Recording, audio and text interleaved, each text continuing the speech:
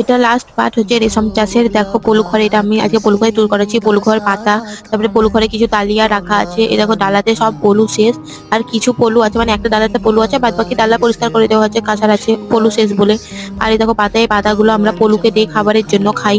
আর এই ডালিয়াগুলো, কিছু ডালিয়া ঘরে আছে, কিছু ডালিয়া বাইরে আছে।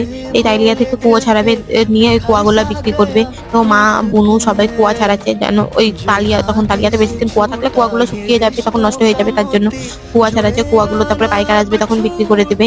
নিয়ে দেখো কুয়া, যেগুলো পুষ্ট কুয়া হয় না, ছেনি থেকে যায়, ওইগুলো তখন চিনিওয়ালা আসে, বিক্রি করে দেয় কম দামে।